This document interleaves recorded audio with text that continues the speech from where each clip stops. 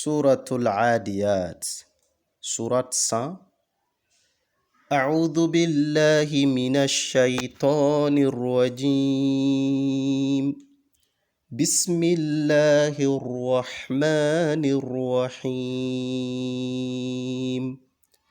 والعاديات ضبحا فالموريات قدحا فالمغيرات صبحا فأثرن به نقعا فوسطن به جمعا إن الإنسان لربه لكنود وإنه على ذلك لشهيد وإنه لحب الخير لشديد أفلا يعلم إذا بعثر ما في القبور وحصل ما في الصدور إن ربهم بهم يومئذ لخبير. الرحيم وصلى الله على شرف المرسلين سيدنا محمد وآله وصحبه وسلم. Nous rendons grâce à Allah subhanahu wa ta'ala, le tout-puissant, le tout miséricordieux, le très miséricordieux, pour ses innombrables bienfaits et faveurs accordées. Et Inch'Allah, nous allons poursuivre avec Suratul Adiyat. Suratul Adiyat, c'est la sourate 100 du Coran. Suratul Adiyat, la sourate elle est intitulée Les coursiers. Suratul Adiyat Makkiyatun ala al-qawl sahih. C'est une sourate mécoise d'après l'avis prépondérant. Mais il y a certains avis de certains compagnons du prophète ainsi que ceux qui sont venus après les compagnons qui disent que elle est médinoise. Mais la majorité sont d'avis qu'elle est mécoise, c'est-à-dire elle a été révélée avant le hijra du prophète sallallahu alayhi wa sallam. Les coursiers, d'abord, ce que nous devons retenir, cette sourate, Allah subhanahu wa ta'ala, si l'on veut résumer en un seul point ou en un seul élément, c'est quoi? Pour faciliter la rétention ou pour faciliter la compréhension, de la sourate, Allah subhanahu wa ta'ala, il a juré, il a fait des serments pour parler de l'ingratitude de l'homme et son amour excessif de la richesse. Allah, il a juré, il a fait des serments afin de affirmer l'ingratitude de l'homme et son amour excessif de la richesse. Au début de la sourate, Allah subhanahu wa ta'ala, il a juré. Et vous allez voir que dans le Coran, il y a 5 sourates qui sont débutées par ce genre des expressions, par ce type d'expression. L'expression qui se termine par les alif et les ta ouverts. Dans la langue arabe, on appelle ça, c'est le pluriel, c'est le signe du pluriel, mais des pluriels, ce qu'on appelle jamo muannas salim. Donc, les pluriels féminins réguliers, les pluriels réguliers des féminins, des noms féminins, leurs pluriels réguliers, parce que dans la langue arabe, nous avons des pluriels réguliers et des pluriels irréguliers. Les pluriels irréguliers se terminent pour les noms féminins par le alif et le ta ouvert. Donc, il y a 5 sourates qui sont débutées par cette expression. Et de façon curieuse, ce sont toutes des sourates mécoises. Et nous allons étudier la 5e de ces 5 sourates. Si nous prenons le Coran en termes de l'ordre. L'ordre sera de la première, deuxième jusqu'à la 114e sourate. C'est la 5e sourate et la dernière de ces 5. La 5e sourate,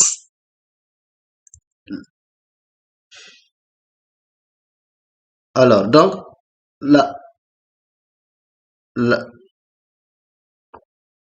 la sourate Al-Adiyat est la 5e de ces 5. Ces sourates-là, c'est tout sourate Sofat, Wassofat Sofa, sourate Zariyat, Waddariyat Darwa, sourate Al-Mursalat, Wal-Mursalat Urfa, sourate Al-Nazi'at, Wal-Nazi'at Gharqa, et enfin sourate Al-Adiyat, Wal-Adiyat Dobha. Donc, ce sont les 5 sourates. Donc, ces 5 sourates, ce sont toutes des sourates qui sont débutées par la même expression. Et c'est pour toutes ces sourates, Allah subhanahu wa ta'ala, il a fait des serments. Il a juré par des créatures. Et en général, il a juré par des créatures au sujet desquelles il y a une divergence entre les exégètes concernant la nature de ces créatures. Il n'y a pas une unanimité sur la nature de ces créatures, même si toujours il y a des avis prépondérants ou des avis en tout cas qui semblent plus raisonnables. Donc, ça c'est pour ces 5. Et c'est des sourates mécoises aussi. Donc, Allah subhanahu wa ta'ala, il jure. Donc, pourquoi il jure? Il jure parce que Allah, il est libre. Il fait ce qu'il veut. Il fait ce qu'il veut. Il est le maître absolu. On lui demande pas pourquoi tu agis ainsi. C'est lui qui interroge et lui il n'est pas interpellé. Donc, il jure et ce qui prouve qu'il est omnipotent. Et le Coran aussi s'intéresse à pas mal de sujets. Alors, maintenant, Allah subhanahu wa ta'ala, il a juré pour le début de notre sourate, wal adiyati. Le wa que vous voyez, c'est le wa ul qasam. C'est le wa qu'on se sert pour jurer, pour faire le serment. Wallahi, par exemple. Wa rabbul Kaaba. Donc, wal adiyati. Al adiyat, c'est jam'u adiyat. Al adiyat, jam'u adiyat. Adiyat, ça veut dire que le fait de courir, le fait de galoper, ok, avec vitesse. Donc, de courir avec vitesse, c'est ce qui est l'expression de al-adiyat. Et le dobhu, c'est-à-dire, d'abord, al-adiyat, c'est le fait de courir avec force, avec vivacité. Donc, soit ce que les chevaux font, les coursiers, donc, le fait que ces coursiers-là courent avec rapidité, avec vivacité, donc, tout en surprenant, ça c'est l'expression, ça peut être l'essence de al-adiyat. Mais, comme il a dit, il y a une deuxième interprétation, notamment par Ali et d'autres compagnons qui sont soutenus par d'autres tabi'in aussi, qui disent que ici les adiyat, il ne s'agit pas des chevaux, mais plutôt des chameaux. Et Ali, il y a des avis que Ali a dit, ou il y a des avis qui sont rapportés, qui sont tous attribués à Ali. Le premier avis, Ali dit que Wal-Adiyat, il s'agit des chameaux qui transportent les pèlerins de Arafat à Muzdalifa et de Muzdalifa ensuite à Mina. Il y a un deuxième avis dans lequel Ali dit que Wal-Adiyat, il s'agit des chameaux que les musulmans avaient le jour de la bataille de Badr. Ali dit, en réponse à Abdullah ibn Abbas, en disant que le jour de la bataille de Badr, il y avait que des chevaux. Donc, il y avait que des cavaliers parmi les musulmans. Donc, Miqdad et un autre Ansarit qui avait des chevaux. Sinon, tous les autres là, ils n'avaient pas de chevaux. Donc, ça, c'est l'avis, une première interprétation qui part des chameaux. Mais la majorité des exégètes disent que non, il serait plus raisonnable de les considérer comme des coursiers, comme des chevaux. Pourquoi? Parce qu'Allah, il dit Dobha. Dobha, dans la langue arabe, Ad-Dobhu, c'est le bruit des respirations. Donc, la respiration du chevaux. Donc, c'est le bruit lorsque le vent quitte l'intérieur. Donc, lorsque les chevaux halètent. Donc, haleter, maintenant, les Arabes, halètement des chevaux, c'est ce que les Arabes, ils appelaient ad-dabhu. Ad-dabhu. Donc, quand Allah dit, wal-adiyat dabha, donc l'expression dabhu est plus appropriée aux chevaux qu'aux chameaux.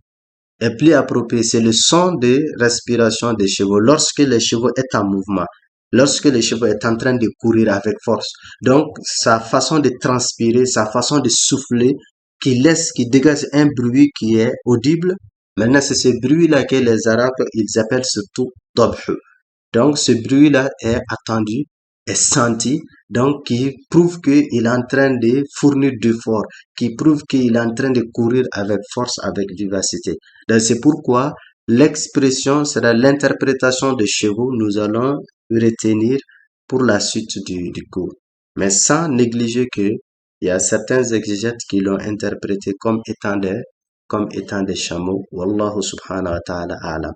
Et ceux qui disent que ce ne sont pas des chevaux, c'est des chameaux, parce qu'ils disent que la sourate parle, si on dit des chevaux, ça ferait allusion à des djihad. Alors que durant la période mécoise, les djihad n'étaient pas encore autorisés. Le djihad a été autorisé à partir de la période médinoise. Mais c'est vrai que le djihad a été autorisé à la période médinoise.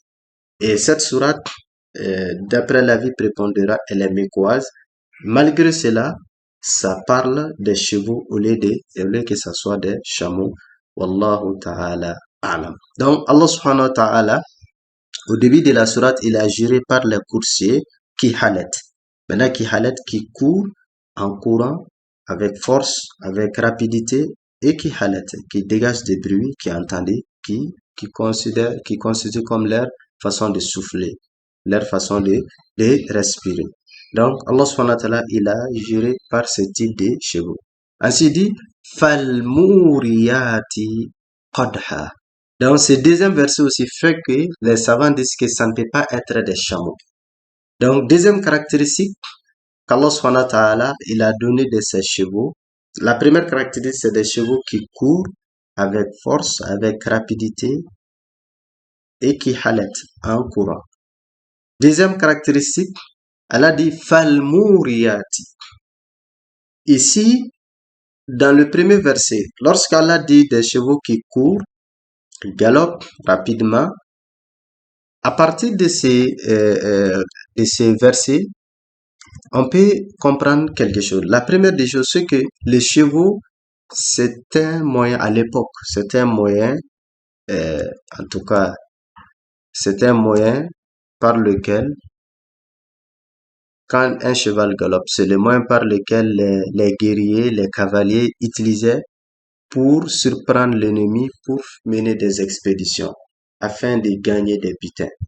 Et lorsqu'ils sentent un danger, ou si le danger est imminent, donc ils feront galoper leurs chevaux pour se sauver, pour fuir.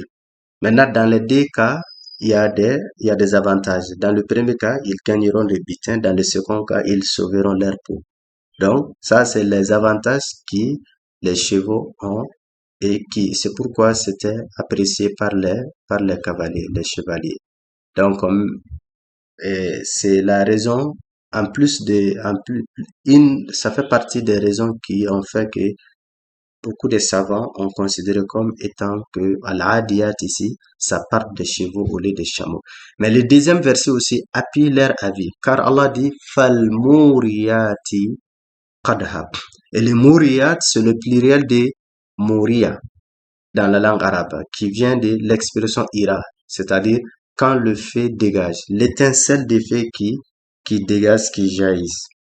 Donc Allah dit Falmuriyati qadha. Donc muriyat, c'est qui font jaillir des étincelles. Des étincelles qui vont être jaillies, qui vont être dégagées, qui vont être senties. Quand est-ce que ces étincelles jailliront, sentiront? Donc, lorsque les pieds des chevaux qui frottent les pierres, les cailloux, en courant, en galopant, donc le frottement des pieds, des talons des chevaux sur les pierres, et c'est ce qui provoquera en tout cas des étincelles. Ce qui provoquera des étincelles, c'est pourquoi Allah subhanahu wa ta'ala dit Fal Mouriyati Qadha. Donc, le frottement, ces chevaux qui galopent avec force, tout en allaitant. Donc, ces chevaux, lorsque leurs talons frottent les pierres, ça dégage des étincelles. Ça dégage de la lumière. Donc, ça fera que le feu va être senti. Et il n'est pas connu que maintenant les talons des chameaux provoquent ceci. Mais c'est les chevaux qui est connu comme étant responsable, en tout cas, du dégagement des étincelles à la suite du frottement de son talon et de contact avec les pierres. Donc, c'est pourquoi, une fois de plus, les exégètes, ils ont retenu l'expression par les chevaux.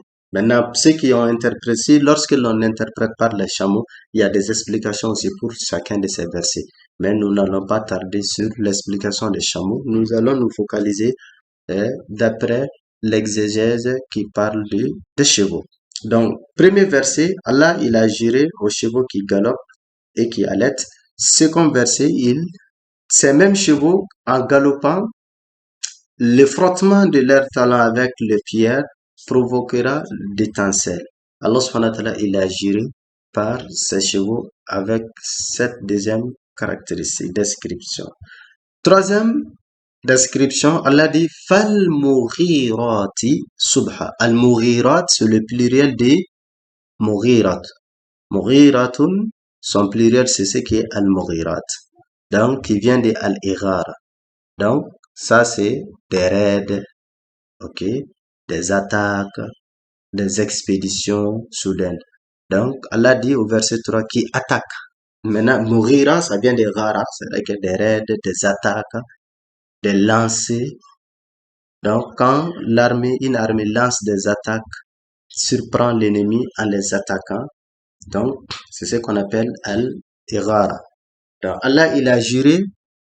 Ensuite, parle des chevaux. C'est les mêmes chevaux. Leur troisième caractéristique qui attaquent Subha. Subhu, c'est le matin. Donc, Subha au matin. Qui attaque le matin. Allah subhanahu wa ta'ala. Donc, ça veut dire que des chevaux qui marchent la nuit ou qui galopent la nuit et qui se positionnent. Et le matin, très tôt le matin, ils surprennent l'ennemi. Donc, les cavaliers, ils engagent l'attaque à la suite de l'ordre donné par le responsable de l'équipe pour surprendre l'ennemi. Allah subhanahu wa ta'ala, il a juré aussi. Fal mughirati subha. Donc, ça, c'est extrêmement important. Donc, toujours, Allah, il est en train de parler des descriptifs des chevaux, des coursiers qui galopent en allaitant et qui dégagent des étincelles à la suite du frottement de leurs talons sur les pierres en galopant et qui attaquent, qui mènent des raids le matin très tôt en surprenant l'ennemi. Fal-Mughirati subha. Et Allah, en quatrième, il dit Fa'atharna. Yani hayyajna. Donc, le fait de galoper qui va dégager des étincelles à la suite du frottement fera quoi? Ça provoquera d'envoler ou de produire des poussières. Donc, ils font ainsi voler la poussière. Fa'atharna. Donc, hayyajna. Donc, il y aura de poussières, beaucoup de poussières qui se soulèveront. Qui se soulèveront. Donc, yani, naq'a, fa'atharna bihi naq'a. Naq'an, ça veut dire des poussières. Il y a des interprétations qui ont été proposées par les exégètes. La première, c'est qui est al-ghubaru, des poussières. Des poussières, donc, des poussières qui se soulèveront. Donc, quand la poussière va se soulever, tout va être poussiéré. Donc, c'est comme les cavaliers ou les chevaux, le coursier est en train de se nager dans cette poussière-là. Donc, ça, c'est le premier sens de naq'an, donc, qui font ainsi voler des poussières. Il y a une deuxième interprétation que certains experts ont donnée. Ça, c'est l'étymologique même du mot. Le mot naq'an, yani aussi asiya, c'est les cris. Les cris comme des cris de lamentation, des cris que les gens font, des grands cris que les cavaliers. Donc tout ceci, c'est compréhensible. Donc lorsque des raids sont menés, donc il y aura des cris violents, de l'affrontement des épées, des fers, le contact des fers, en tout cas l'attaque entre les deux armées. Donc ça fera soulever des poussières sur le champ de bataille, comme des cris aussi seront saisis. Donc, Allah subhanahu wa ta'ala dit fa'atharna bihi naqa. Donc, les chevaux provoqueront donc naqa. Les bihi que vous voyez, ça dit que les pronoms personnels de bihi, de hila, ça retourne vers quoi? Ça retourne vers les al-adiyat. Al-adiyat. Donc, ces chevaux qui galopent là vont faire soulever, vont faire voler des poussières. Des poussières dans lesquelles les cavaliers seront nagés pour mener leur expédition et ou des bruits, des grands cris qui vont être entendus dans dans les champs de bataille. Donc ça, ce sont des différentes explications proposées. Maintenant, à partir du verset 5, Allah subhanahu wa ta'ala dit فَوَسَطْنَا bihi jama. فَوَسَطْنَا bihi jama. Donc, ces chevaux, ce sont des chevaux guerriers. Donc, quand ils mènent des attaques et qu'ils font voler, فَوَسَطْنَا, wasata, c'est le milieu. فَوَسَطْنَا bihi jama. Donc, ils pénètrent au centre même de la troupe ennemie. فَوَسَطْنَا bihi jama. Donc, ces chevaux, leurs caractéristiques, donc, ils pénètrent, ils ne reculent pas, ils ne courent pas, mais ils enfoncent sur les ennemis. Sur les ennemis, maintenant, au centre même de la troupe ennemie. Ça, c'est pour effrayer, pour écraser, pour vaincre, afin de pouvoir vaincre l'ennemi. Mais ça, c'est les chevaux. Mais le cheval, en tant qu'animal, ne peut pas faire ça. Le cheval a besoin toujours d'un cavalier qui le conduit, qui le mettra en mouvement et qui l'accélère. Donc, et ça, c'est extrêmement important. Donc, du premier verset au cinquième verset, Allah subhanahu wa ta'ala, il a juré. C'est ce qu'on appelle muqassam bihi. Donc, Allah subhanahu wa ta'ala, il jure, il a fait des serments, il a juré par le cheval. Il jure par beaucoup de choses dans le Coran. Maintenant, pourquoi Allah, il a juré? Pourquoi il jure? Pourquoi il tient ce serment? Il tient ce serment pour nous présenter une réalité qui est là. Cette réalité, elle est évidente. Et chacun de nous doit faire attention, doit s'efforcer, doit se perfectionner, doit se corriger et doit essayer de s'améliorer afin quand même de se rendre encore davantage meilleur. Allah dit innal insana. Le inna, c'est certes, c'est la réponse, la première réponse au serment. Il jure, quand il dit wallahi, donc tu jures quand tu dis wallahi, quand tu jures, ça veut dire que tu veux donner une réponse. Et la réponse, l'évidence, l'information qu'Allah subhanahu wa ta'ala veut donner, c'est... Maintenant, Allah subhanahu wa ta'ala, la réponse à ce serment, il dit, la première vérité ou la première évidence à retenir, Allah dit, innal insan li rabbihi lakanud. Donc, ça c'est l'homme. Ici, il s'agit de l'homme en tant qu'être humain. L'homme, qu'il soit masculin, qu'il soit féminin, l'être humain. Allah dit, innal insan, certes l'homme. Donc ça, c'est la majorité de l'homme. Ou si vous voulez, l'état naturel de l'homme. Ou si vous voulez, l'état primitif. Ou si vous voulez, l'état de l'homme si son cœur n'a pas été éduqué par la spiritualité.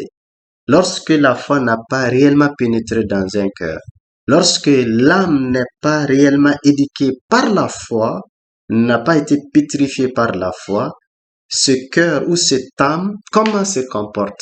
Le Rabbihi, au sujet de son Seigneur.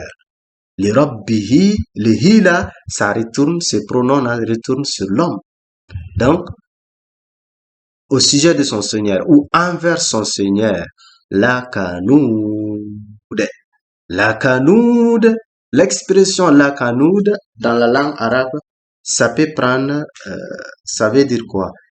Étymologiquement, quand vous dites la kanoud, yani man'ul haqqi wal khayr, le fait de refuser la vérité, le fait de refuser la vérité, le fait d'empêcher ou le fait de refuser la richesse, le bonheur, ou la kanoud, le fait de refuser quelque chose.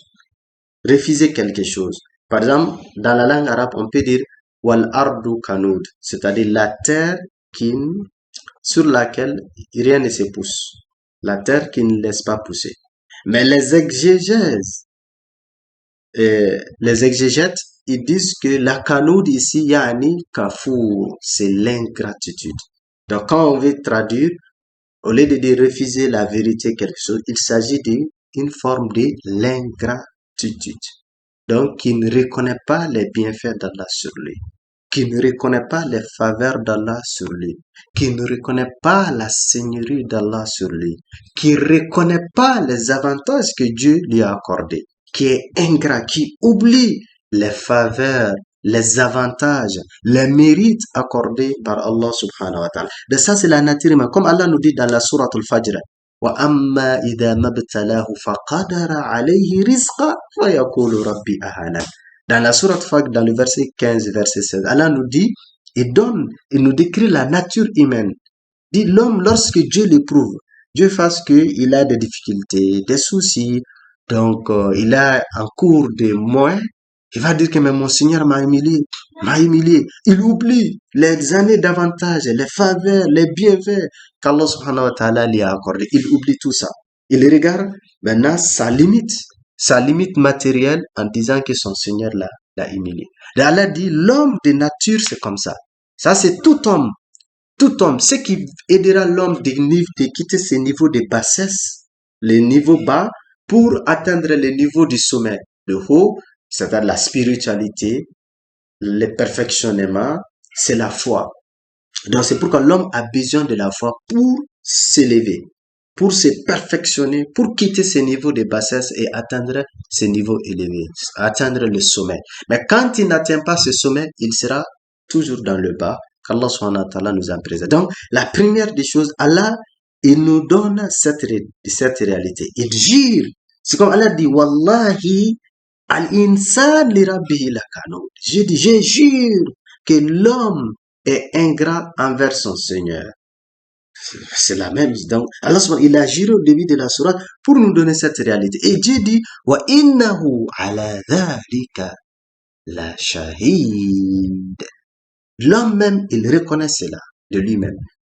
Il y a certains exégètes, ils disent que ça retourne sur l'homme. Il y a d'autres exégètes qui disent que ça retourne sur Allah subhanahu wa ta'ala. Dans ceux qui disent que ça retourne en ce moment, on va dire innahu dans le verset 7. Et pourtant, il est certes témoin de cela. Donc, l'homme est témoin de son propre ingratitude. Ou Allah subhanahu wa ta'ala est témoin de l'ingratitude de l'homme. Donc, les deux interprétations, ça peut passer, quoi. Donc, il y a certains exégètes qui l'ont interprété comme c'est Allah, Ad-Damir yarji'u ila Allah, d'autres disent que non, Ad-Damir yarji'u ila al-insan. Donc, Allah subhanahu wa ta'ala, il dit, wa innahu ala dhalika la shahid. Donc, l'homme, il est témoin de son propre ingratitude. Il est témoin qui n'est pas reconnaissant des bienfaits d'Allah sur lui. Il est conscient de cela. C'est-à-dire qu'il est conscient de son ingratitude vis-à-vis des avantages accordés par Allah. Ensuite, deuxième réalité, pourquoi Allah il a juré au début de la surah, il dit wa innahu li hubbil khayri la shadid. Allah il jure encore que l'homme li hubbil khayr. Dans le Coran a utilisé l'expression al-khayr. Al-khayr que vous voyez, al-khayr, si vous traduisez dans le sens littéraire, ça peut être le bonheur, ça peut être du bien. Mais le Coran utilise al-khayr comme étant l'argent, la richesse, le trésor, les trésors, les trésors. Allah subhanahu wa ta'ala, il utilise l'expression al-khayr dans le Coran. Par exemple, dans la sourate Al-Baqarah, verset 180, Allah dit Kutiba alaykum iza hadara ahadakumul mautu in taraka khayranil wasiya. Là-bas, Allah dit khayra. Donc, dans la sourate Al-Baqarah, les versets qui parlent de l'importance de toujours établir son testament. Donc, les versets qui parlent du testament, ces versets, il l'utilise quand l'un de vous meurt et qu'il laisse la richesse derrière lui. Donc, il faut que vous établissiez toujours le testament avant de mourir. Et dans la sourate Ma'arij aussi, c'est pareil, c'est la même réalité que nous retrouvons dans la sourate Ma'arij. Là-bas aussi, Allah subhanahu wa ta'ala, il tient le même discours. Sourate 70, là-bas aussi dit, وَإِذَا مَسَّهُ الْخَيْرُ مَنُوعًا. Dans la sourate Al-Baqarah, toujours Allah dit Qul ma anfaqtum min khayrin falil walidayni wal aqrabin. Donc, dans toutes ces sourates, Allah subhanahu wa ta'ala, il utilise l'expression khayr pour désigner l'argent, pour désigner la richesse. Donc, Allah, il nous donne la deuxième information sur la nature humaine à partir de verset 8. Allah dit, et pour l'amour des richesses, il est certes ardent. Il a un amour ardent envers la richesse. Donc Allah dit wa innahu li hubbil khayri la shadid. Pour l'amour de la richesse, donc il a un amour ardent. Ça c'est la nature humaine. L'amour excessif de ces bas mondes, l'argent, la richesse et tout ce qui va avec. Donc l'homme il aime beaucoup l'argent. Ça c'est la nature. C'est la nature humaine. Mais est-ce que aimer l'argent, c'est un péché? Ce n'est pas un péché. Mais qu'est-ce qui est péché? Si lorsque cet amour te désoriente de l'adoration d'Allah, au moment que cet amour t'aveugle de la reconnaissance, de la gratitude envers le Créateur, au moment que cet amour t'empêche de mener des bonnes actions, c'est en ce moment que ton amour excessif, ton amour de la richesse sera considéré comme excessif. Et c'est en ce moment que ça te posera problème. Comme nous l'avons vu dans la sourate Al-Humazat, dans la sourate 104, Allah dit Yahsabu anna malahu akhlada. Donc, maintenant, parce qu'en ce moment, la personne pensera que tout résume à l'argent. Son argent même peut même l'immortaliser. Et c'est ce qui est problématique. Donc, Allah subhanahu wa ta'ala, il a juré par nous, tout en nous donnant cette réalité. La réalité humaine, ça c'est notre âme. Maintenant, qu'est-ce que l'on doit faire? Quelle est la solution? Quel est le remède? Ou comment nous devons nous comporter par rapport à cette réalité? C'est là que la dernière partie de la sourate, Allah, il fait des mises en garde. Il fait des mises en garde tout en rappelant la mise en garde par rapport à ceux qui développent des amours excessifs envers la richesse. Allah leur fait des mises en garde en leur parlant de leur finalité, de leur devenir. Mais il faut surtout penser à votre devenir. Il ne faut pas seulement penser à accumuler, mais il faut penser aussi à sa devenir. Et c'est pourquoi Allah subhanahu wa ta'ala, la fin de la sourate, elle est extraordinaire. Cette fin, ça coupe fin, c'est-à-dire que ça coupe le sommeil. Donc, l'insouciant, ça le réveille. L'insouciant, il sera réveillé. La personne qui s'endort, il sera réveillé. Donc l'autre là qui n'est pas en train de réaliser son état, il se rendra compte de l'évidence, de la vérité qu'il ne faut pas surtout oublier. Allah dit, Afala ya'lam. Afala ya'lamu idha bu'thira ma fil qubur wa hussila ma fis sudur. Donc, c'est comme, en quelque sorte, cette partie de la sourate, Allah subhanahu wa ta'ala, il essaie de ramener l'homme, de l'être humain, à prendre conscience de son nature, à prendre conscience de son état, à réaliser la gravité et les dangers qu'il encourt, et à réaliser les difficultés qui l'attendent, en lui rappelant que tu es en train de cumuler. tu cumules tout. Tu n'es pas reconnaissant. Mais tu cumules pour qui? Tout ce que tu es en train de cumuler, tout va s'arrêter. Tout va s'éparpiller. Tout terminera. Tout va être fini un jour. Et toi, qu'est-ce que tu auras même en fin de compte? Qu'est-ce que toi-même tu garderas? Tout ce que tu cumuleras dans cette vie, quand tu seras mis dans la tombe, tu vas tout laisser derrière. Des gens qui ont cumulé des fortunes, des richesses, des trésors, ils n'amènent rien, ils n'amènent pas même un franc dans leur tombe. Tout ce qu'ils amèneront, c'est leur linceul. Et souvent même, les héritiers n'auront même pas le courage de les acheter des linceuls de qualité. Souvent, des linceuls, combien? 2 étouffes, 3 étouffes, 5 étouffes, 7 étouffes au maximum. Des linceuls, c'est tout ce qu'ils amèneront. 7 pailles au maximum. Sinon, 1, 2, 3, 4, 5, au maximum 7 pailles. C'est ce qu'ils amèneront, c'est tout ce qu'ils amèneront dans la tombe. Et arrivé dans la tombe, est-ce qu'il leur restera quelque chose là-bas? Non. C'est linceul et tout ce qu'ils amèneront, ainsi que leur corps, leur peau, vont être dévorés. Par qui? Par les termites, par les vers, par la terre. Rien ne restera. Quand vous enterrez un mort, quelques années, si vous partez, vous essayez d'ouvrir sa tombe, vous n'y trouverez rien. Tout est parti, tout a été rangé par la terre. Donc Allah dit, Afala ya'lam idha bu'thira ma fil kubur. Ce dernier-là qui est en train de tout cumuler, tout amasser, qui a un amour excessif envers la richesse, comment il serait le jour de la rétribution, les jours de la résurrection? Les jours de la résurrection. Allah dit, ne sait-il donc pas lorsque ce qui est dans les tombes sera bouleversé, lorsque la tombe sera bouleversée et que les contenants seront réveillés, ressuscités, qu'est-ce que lui il aura de la richesse qu'il aimait tant.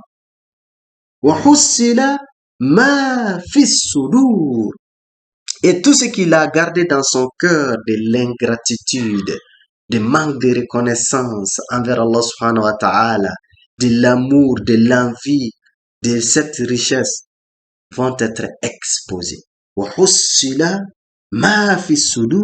Et le contenu de sa poitrine sera dévoilé. Tout ce qu'il a gardé dans sa poitrine va être dévoilé. Donc, ce que l'acteur est en train de garder des morts vont être exposés, qui seront nous-mêmes. Et nous, lorsque nous serons ressuscités, tout ce que nous avons gardé dans nos cœurs, que les humains ignoraient, Allah dit que seront désormais une évidence, seront dévoilés. Il n'y aura plus de secrets. Et en ce moment, celui-là, l'ingrat, celui qui est en train de suivre, qui poursuit la richesse, qui est en train qui ne s'intéresse qu'à accumuler cette richesse. Allah dit que toi-même, qu'est-ce que tu auras? Qu'est-ce que tu as amené pour Dieu? Qu'est-ce que tu as réservé pour ton Seigneur, pour ton Créateur? Qu'est-ce que tu apporteras à ton Créateur afin que tu puisses être sauvé? Inna rabbahum bihim yawma idin la khabir. Allah subhanahu wa ta'ala, il conclut en disant Inna rabbahum bihim, leur Seigneur, ce jour-là, sera parfaitement connaisseur d'eux. Allah subhanahu wa ta'ala leur identifiera, leur connaîtra. Et Allah subhanahu wa ta'ala jugera tout un chacun de nous. Tout un chacun de nous. Donc, ici, c'est pour attirer l'attention de l'homme. Ce que tu es en train de préparer, tu es en train de cumuler, tu es en train d'amasser, tu réserves ça à qui? Est-ce que pour toi ou bien pour la terre? Est-ce que tu es en train de réserver quelque chose pour ton Seigneur? Est-ce que tu gardes quelque chose pour Allah? Devant qui les secrets seront dévoilés? Tu ne pourras pas mentir. Tu ne pourras pas, en tout cas, induire Allah en erreur. Et tu ne peux pas les tromper. Tu peux tromper tes semblables. Tu peux faire semblant d'être croyant alors que tu ne l'es pas. Mais Allah subhanahu wa ta'ala, personne ne peut tromper Allah. Donc Allah dit, qu'est-ce que tu réserveras ce jour-là? Et comme nous l'avons vu, Allah dit, Innal insana lafi khusr illa allazina amanu. Donc, dans la sourate Al-Asr, le temps, surat 103. Donc, à la fin de la surat, Allah, il nous présente au pluriel, Inna Rabbahum. Alors que, au début, il dit, Innal insana li rabbihi lakanud. Le verset 6-7, il parle de l'homme. On a l'impression qu'il parle du singulier. Mais à la fin, il parle du pluriel. Inna Rabbahum, leur Seigneur. Donc, ce qui veut dire, nous devons faire extrêmement attention. Nous devons faire extrêmement attention. Donc, au début de la première partie de la sourate, Allah, il jure. Il jure par des chevaux. Bon, je vais faire l'économie comme l'un de vos collègues, ils ont parlé, la manière de lier les deux parties. Déjà, ils ont parlé. Allah, il a juré par des chevaux pour nous affirmer ou pour nous informer une réalité qui est notre réalité, la réalité de notre âme, surtout l'âme qui est dépourvue de la foi, l'âme qui n'a pas été éduquée par la spiritualité. Elle a dit que ces âmes-là, ce sont des âmes qui sont ingrates. Ils ont de l'ingratitude vis-à-vis des faveurs et des avantages accordés par Allah subhanahu wa ta'ala. Et en plus de leur ingratitude, ils ont un amour excessif envers la richesse. Pendant qu'ils laisseront toutes les richesses vont être laissées. Nous sommes venus dans ce monde mais vide. On n'a rien amené. Et le jour de notre départ, on n'amènera rien aussi. On a tout trouvé ici, on laissera tout ici. Maintenant, chacun doit se poser la question. Qu'est-ce que je dois amener avec moi? Qu'est-ce que je suis en train de préparer pour présenter à Allah subhanahu wa ta'ala? Parce qu'Allah dit, il y aura un jour où le contenu de la tombe vont être bouleversés. C'est-à-dire les morts vont être ressuscités. Et ce jour-là, même le contenu du poitrine vont être dévoilés. Il n'y aura plus de secrets. Il n'y aura pas moins de se cacher. Il n'y aura pas moins de se perdre. Tout le monde va être exposé. Même les actions, même les intentions, même les envies, même les ressentiments, tout ceci seront dévoilés. Maintenant, ce que nous prendrons, ce que nous réservons dans ce monde pour amener à l'au-delà ou pour accorder, attribuer à notre Créateur, c'est ce qui va nous sauver. C'est ce qui sera notre sauvetage. Donc, Allah, il sera parfaitement connaisseur de tout un chacun de nous. Il nous jugera tous et il nous demandera à chacun ce que tu as amené et chacun sera jugé en fonction de cela.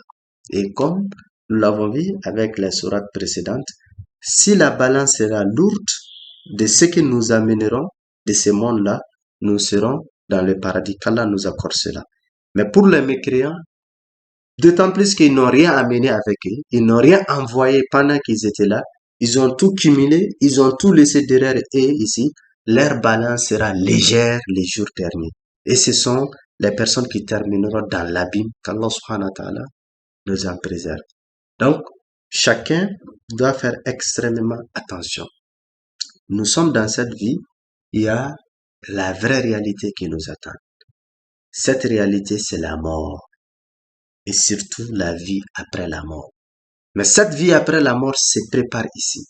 Donc, nous devons faire un effort de nous améliorer, d'améliorer notre âme, d'éduquer notre âme, afin de nous perfectionner jusqu'à ce que nous atteignions, en tout cas, les niveaux élevés du perfectionnement. Et dès que nous atteindrons ces niveaux, Inch'Allah, nous serons des nafsul mutmainna et notre séjour terrestre ne sera pas vain et notre séjour terrestre sera en tout cas le prix qui nous permettra d'accéder au paradis Al-Firdaus. Qu'Allah subhanahu wa ta'ala nous accorde cela, qu'il fasse de nous des élus du paradis Al-Firdaus, qu'il nous épargne tous de l'enfer.